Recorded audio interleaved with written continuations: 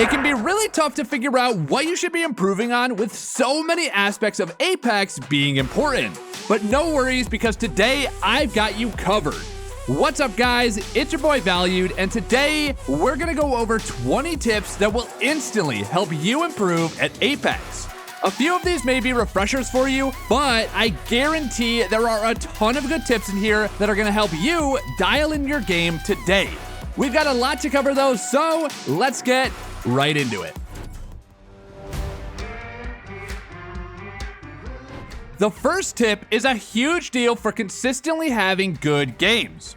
I know we've talked a ton on this channel about avoiding hot drops, but there are going to be a lot of times where you will need to fight a team to secure a POI or simply stay alive. While you can do a lot to avoid dropping right on a squad, which we'll talk about in the next tip, this doesn't mean that you can always find a safe drop. Being confident enough to get that fast drop, find a gun, and fry someone is important if you're looking to grow as an Apex player. There are a good percentage of our games where we die off drop, but if you put a focus into these fights in a bunch of your pub games and get used to fighting right away, you will feel a lot more comfortable in these situations and start coming out on top. If you're looking to avoid these fights right off the rip, which you should usually try to do, the best way to do this is free look while dropping and dynamic drop to another location or a portion of the POI that you can see is safe. Don't get caught up trying to get the fastest drop and not realize a team is dropping right on your head and taking a 50-50. Learn to drop fast while free looking and your starts will get so much better. You've got to make sure you're learning every location on the map so that you're comfortable fighting there. Knowing how to best get onto roofs of buildings or what windows you can use for a cheeky angle can really open up your options in a fight. This really comes with repetition, but make sure you're watching how others play these areas and explore your options yourself. This mindset also applies to your fights everywhere on the map. Being light on your feet, mixing up your angles, and staying creative with how you peek your enemies will keep you alive and pumping damage. Don't just find someone, instantly chow them, and hope you hit your shots. Be patient but aggressive and look for unique ways to approach every single fight. When you do die in your games, make sure you're staying critical about what went wrong. You don't want to beat yourself up, but it's important to stay objective and always be looking for ways that you could have played a situation better. This mindset contributes a ton to how fast you improve, so make sure you're taking the time after your games to think through what happened and how you can improve for next time. On this note, a lot of times you might not know what you did wrong in a situation.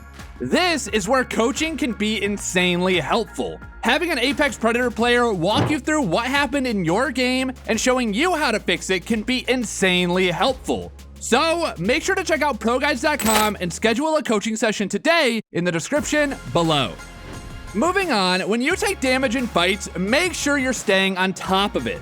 Healing actively in a fight that doesn't have a clear opening for you to push is super important to staying healthy so you're prepared for a gunfight.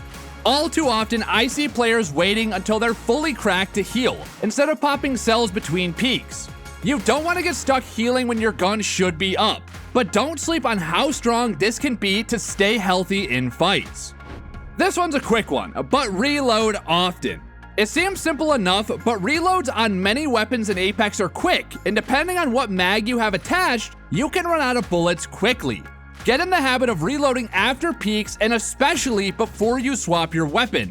The reason I included this one, guys, is because I personally do this a lot. And speaking of weapons, make sure you're playing to your weapon's strengths. Regardless of what you decide to run, you should be playing fights in ranges and with positioning that suits your gun. If you're running a sniper, stay safe and look for long-range damage. But if you have an SMG and shotty, well, looks like you need to get up close and personal. Cause hopefully, as you guys should know, trying to gun someone at long range with the R99 ain't gonna cut it. Now, you should make sure whatever guns you do decide to use are the strongest options available. Knowing what weapons are strong and following the patch notes to stay up to date with the changes is key to finding a lot of success easily. If you're running your favorite gun that isn't meta, but the enemy has a weapon that's stronger and much better at the moment, you're coming into the fight with a disadvantage right away. so keep this in mind when building your loadouts. Regardless of your loadout, make sure you're not taking too much ammo. So many players run double auto weapons or just take way too much ammo for their one primary.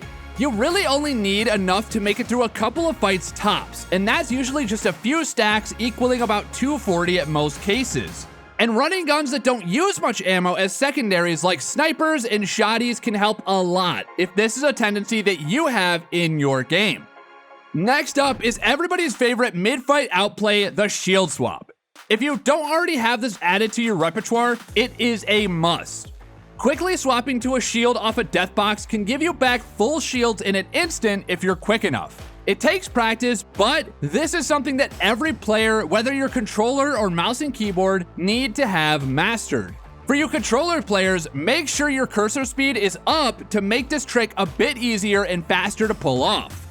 And we can't talk about advanced techniques without talking about movement, but it can be a bit overwhelming to master the movement in Apex.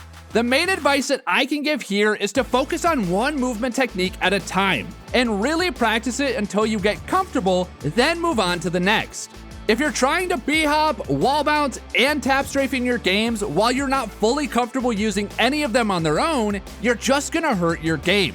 It's better to use almost none of these things if you aren't using them correctly. So take the time to get really good at each technique individually. This mindset kind of also applies to the legends you're playing too.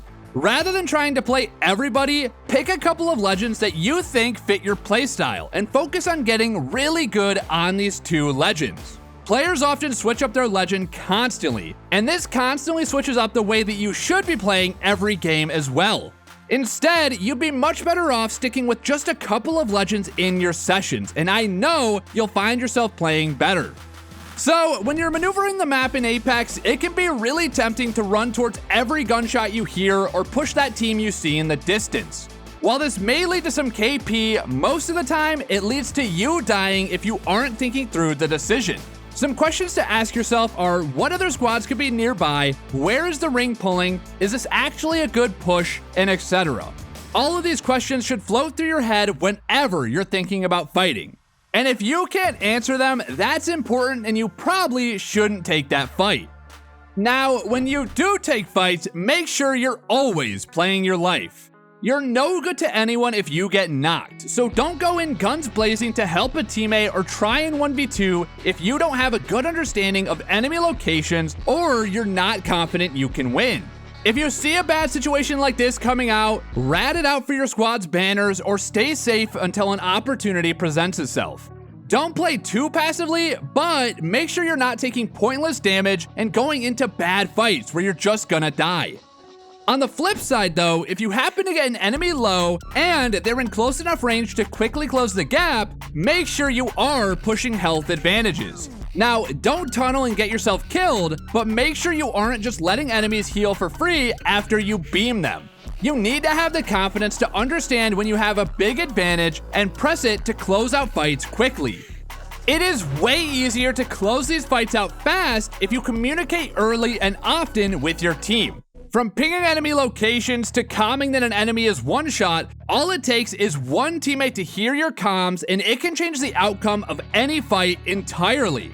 I know we don't always have the best teammates, but make sure you're putting your best effort forth to communicate with them so you can work together to get that dub. And another one that I love to use, do not forget about ultimate accelerants. Depending on your legend, these things can be really strong.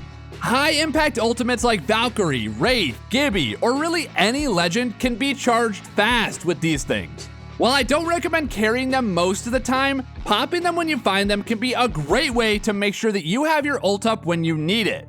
And sometimes they are worth carrying if you're playing those high impact legends that I just talked about.